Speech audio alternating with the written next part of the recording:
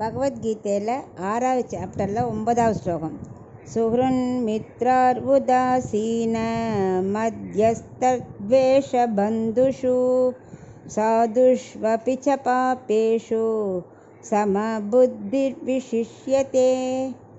இப்போ இதுக்குள்ள அர்த்தத்தை பார்க்கலாம். இது 3வது நிலை. முதல் 2 ஸ்லோகம் சொன்னால் 7, 8, 9 மூணுமே 10வதோட யோகத்தோட இதுக்கு முன்னுரைன்னு சொன்னார் இல்லையா, யோகாபியாசத்துக்குள்ளே முன்னுரைன்னு சொன்னார். அதில் இது 3வது ஸ்லோகம். முதல் 2ல் என்ன சொன்னார்னா, முதல்ல சுக துக்கம் மகிழ்ச்சி எல்லாத்தையும் சமமாக நினைக்கணும்னு, வெற்றி தோல்வி எல்லாம் சமமாக நினைக்கணும்னு சொன்னார்.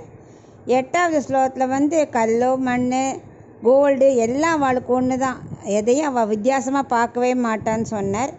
இப்போ இந்த 9வது ஸ்லோகத்தில் அதை பற்றி சொல்கிறார். சம புத்தி படைத்தவன் எப்படி இருப்பான்? சம புத்தி படைத்தவன் தான் ஆத்ம சாட்சாத்காரத்துக்கே போகிறதுக்கு யோக்கியமாகறான். அவன் எப்படி இருப்பான்னா ரொம்ப சிறப்புற்றவனாக இருப்பான். எப்படின்னா யார் யாருக்கெல்லாம் இந்த தகுதி இருக்கோ அவன் தான் இந்த புத்தி ஆத்ம சாட்சாத்காரம் அடையணுங்கிற புத்தியே நினைக்கிறான். கீழே உள்ளதெல்லாம் பிரயத்னம் செஞ்சாலே இந்த புத்தி வந்துடும் சொன்னார்.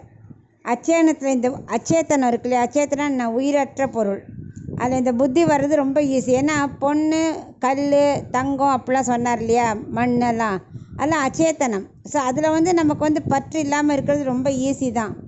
அப்புறம் சுக துக்கம்னு சொன்னால் அதெல்லாம் ஒன்றும் அவ்வளோ பெரிய கஷ்டம் இல்லை. ஆனால் இப்போ சொல்ல போகிறது தான் ரொம்ப ரொம்ப டிஃபிகல்ட்டான விஷயந்தான். இதில் எப்படின்னா 9 பேரை பற்றி சொல்ல போகிறார். முதல்ல இந்த 9வது ஸ்லோகத்தில் ஃபஸ்ட்டு லைனில் 7 சொல்கிறார். 7 பேரை பற்றி சொல்ல போகிறார். தனி மனிதனோட தொடர்பு. 2வது லைனில் உலக மக்களோட தொடர்புடையவன்.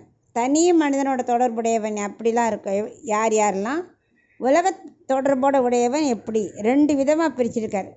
தனி மனிதனோட தொடர்புடைய மக்கள் 7 வகையாக சொல்லியிருக்கார். யார் யாருன்னா, எனக்கு நல்லது நடக்கணும்னு ஆசைப்படுறவன் ஒருத்தன், அப்புறம் நண்பன், அப்புறம் விரோதி, உதாசீனர்கள்.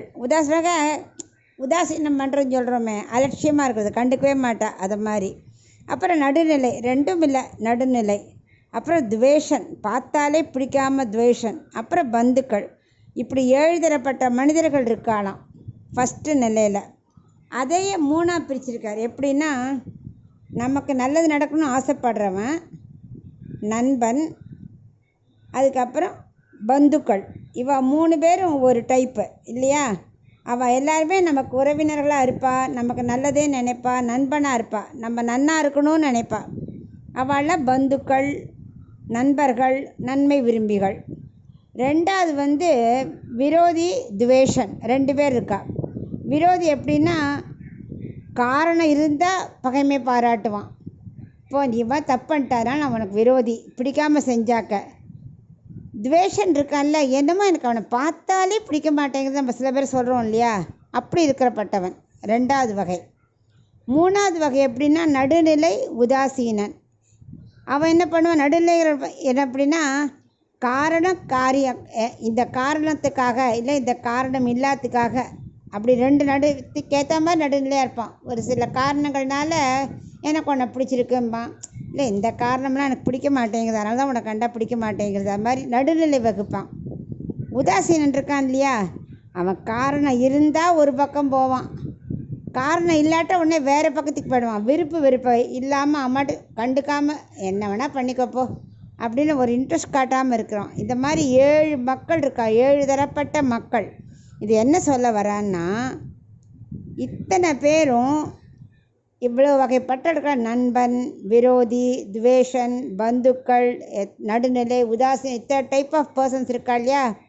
இத்தனை பேரையும் எவன் வித்தியாசம் பார்க்காம சமமாக நினைக்கிறானோ அவன்தான் ஆத்ம சாட்சாத்காரத்தை விரும்புகிறான்னு அர்த்தம். அப்படின்னு ஒரு முதல் லைனுக்குள்ளே தனிப்பட்ட மனிதனோட தொடர்புடையவர்களை பற்றி பேசினான். 2வது லைனில் என்ன சொல்கிறான்னா, உலகத்தில் உள்ள தொடர்புடையவா, அதாவது உலகம் அத்தனைக்கு நன்மை செய்கிறவன், பொது விஷயத்துக்கெல்லாம் நிறையா செய்கிறவன் சாதுன்னு சொல்கிறோம். உலகம் அத்தனைக்கு தீமையே செய்கிறானே அவன் பாப்பி. சாதுவோ பாப்பியோ அவனையும் சமமாக நினைக்கிறவன். இந்த மாதிரி உள்ள மக்கள் தான் ஆசைப்படுறவா தான் ஆத்ம சாட்சா்காரத்துக்கு தகுதியானவா. மக்கள் பலதரப்பட்டவர்களாக இருப்பா. இது மாதிரி 1000 பேர் இருப்பா. நண்பனாக இருப்பா, விரோதியாக இருப்பா, எப்படி வேணால் இருப்பா, துவேஷனாக இருப்பா. 7 வகை சொன்னார் இல்லையா, பாவி, சாது, எல்லாரையும் சமமாக நினைக்கிறவன் தான் ஆத்ம சாட்சா்காரத்தை அடையணுங்கிற எண்ணமே வருமா. இப்படி இந்த ஸ்லோகத்தை விவரிக்க ஆரம்பிச்சிருக்கார். அப்போ தான் நம்ம கொஞ்சம் ஃபாலோ பண்ணுறது கொஞ்சம் கஷ்டம். ஆனால் 2-3 தடவை படித்தா புரிஞ்சிடும்.